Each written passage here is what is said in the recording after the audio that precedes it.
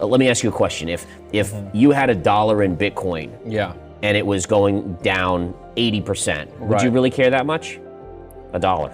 Right, that's exactly it, yeah. Right, but if you put $1 million and that was all your money in Bitcoin, are you gonna be like checking the price of Bitcoin every single second? Yeah, you are. Right. And so you have to find that groove where it's just under the place where you're gonna have an emotional response, because emotion, as a trader, you need to be robotic.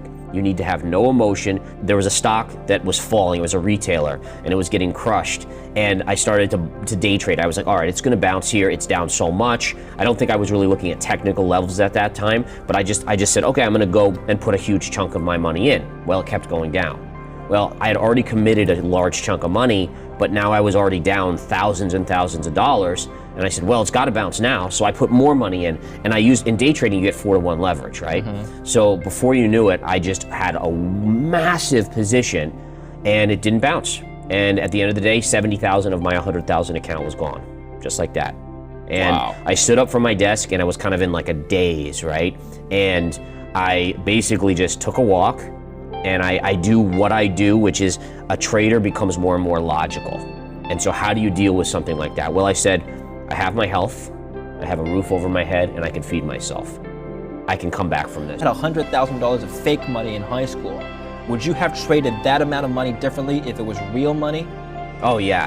I mean, back then, honestly, I'm not sure, because I was just a gunslinger at that point. But let's say today, I give you a fake account, $100,000. Absolutely. One of my principles is that it's a marathon. Investing is a marathon where the people that do it the right way, you don't double your account overnight or in a month, but you will be so much richer than people that are trying to hit a home run right away. Remember, one of the things I tell the traders that I work with is that we all have to abide by our risk tolerance levels. So someone that's in their 60s or 70s that's trading with me, they have to obviously think differently than someone who maybe is in their 20s that has a bunch of money that they're just kind of learning with. Each person has to stay within their own zone, because one of the biggest things to fight, and this goes into kind of some of the same type of thing like discipline and psychology, is we all have to fight emotion. Emotion is what is the undoing of an investor or trader. It basically makes them buy Bitcoin at $68,000, and it makes them panic and sell sub 20,000 when maybe that's not the time to do it, right? So you have to look at that discipline, and the way you control discipline is to limit your position size. Like, if you're at a casino and you lose 70% of your initial principal for whatever game or event you're participating in, most people will probably just walk away at that point. Unless you're addicted, I'm not smart then you enough for that. unless you're addicted, then you keep putting more money in. But that's a different issue. Yeah. Some people have issues. But assuming that you're a healthy individual mentally, most people will probably walk away from that and never look back. Yeah. What motivated you to keep going and go back at the trading desk? So what it is that I was at a point at that point where I was making money generally, and that's why my account had grown to 100,000. But I still made mistakes, right? So I was at a point where if I could learn and not repeat that one, and again, there's always going to be lessons you're going to learn, then you can start to say, okay, well, if I don't make that mistake again and I can eliminate that from my situation, then that takes away the big loss, and I can start to kind of continue on my trek to making money. And by the way, let's be clear. I mean, this was something that when I discovered it, there wasn't really another option for me. I told my wife many times over, I'm like, if trading doesn't work for me, I'm just gonna go work at like Walmart or McDonald's. That's it. It's like over for me, So it wasn't option. Failure was not an option. I was going to keep going. And at that point, I was at a point where I was almost a profitable trader anyways. So it was just a matter of learning. Can I learn from what I just did there? And I'll tell you, easy way to learn. Number one, and this is what I do to this very day, when I find a level that I like in a stock, number one, using the technicals. Number two, I never go in with a large position to start, because the markets are unpredictable. Fear and greed are ruling the market. So what I'll do is I say, okay, what's my full amount that I would commit? And by the way, that full amount was what I bought the first entry on that stock. But instead I say, what's my full amount that I will commit, and I will not go higher than that. And I'm gonna do like a 1/6 position. So I take, let's say $100,000, divide it into 6 equal increments, and then that first entry, I only put 1/6 in. Now what that does is it limits your upside if you're right. If you're dead on, it limits your upside. Yeah. But that's fine. I also think positive thinking is important, right? You have to learn from your errors. You can't let them get you down.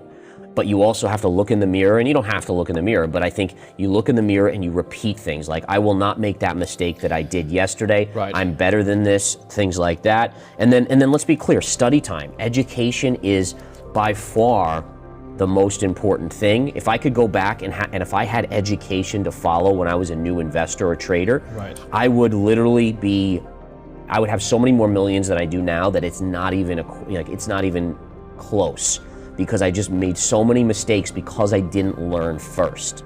I basically made the market charge me a educational fee, yeah, and that is always going to be more than if you learn from good quality people. Yeah, they say you can either learn from your own mistakes or you can learn from other people's mistakes. Well, guys, you're lucky because you're learning from Gareth's mistakes. I hope so. I hope so. Don't make the same mistakes he made. I'm joking, Gareth. You're successful today because you've survived those mistakes. And I do want to say that is like, and for people watching, you don't have to be a high IQ person. I certainly am not. I like to think I'm just in the midst. Maybe I'm low. I don't know. But the point is that you can go into something and you can conquer it if you just put the time and effort in. And I think that's the bottom line, is that you don't have to have a crazy IQ, or you don't have to have parents that gave you $10 million. In fact, by the way, because in trading, the most important thing you can do is limit your downside. Always play defensively. That makes you make more money. You always put a stop loss? Yeah, I always have a mental stop. Mental. I don't like physical. And listen, for people watching, if you can't deal with those and you can't abide by them, then you need to use a physical stop. If you're going to be away from the computer, let's say you're going on a trip or you're going to be sleeping, you need to use a physical stop. Okay. But for me, keep in mind, I'm a trader. I'm behind my computer pretty much all day long. Yeah, so number one, the discipline is an understated part of trading, but it is the most important. Because again, like you said, if you can't abide by a stop, or if you can't abide by kind of segregating amounts that you're putting in investments, then you're going to ultimately get in a situation. You might make 3 or 4 good trades in a row, but if that 5th one is horrendous and you just keep throwing money at it, like I experienced, it's going to wipe out all your gains and then some of the losses. And you find yourself even before your step 1, right? So one of the things to do is discipline doesn't just start in trading. People think out there that you can just walk into your trading room, right, with a couple computer screens and be like, all right, I'm going to be a disciplined trader today. No, you have to be disciplined in life, right? It starts at home. It starts with other things you do. So think about this. How do you wake up in the morning? Do you have a routine that you follow? Let's say some people will go to the gym religiously and say, okay, every day at this time I'm going to go get a workout in. Or some people will say, I'm going to meditate for a certain amount of time. There's a discipline that starts at home that you have to carry over. So I'm not a big believer that someone that just is all over the place in their regular life being able to get right into trading and say, oh, I'm going to be disciplined now, right? So I think that's important.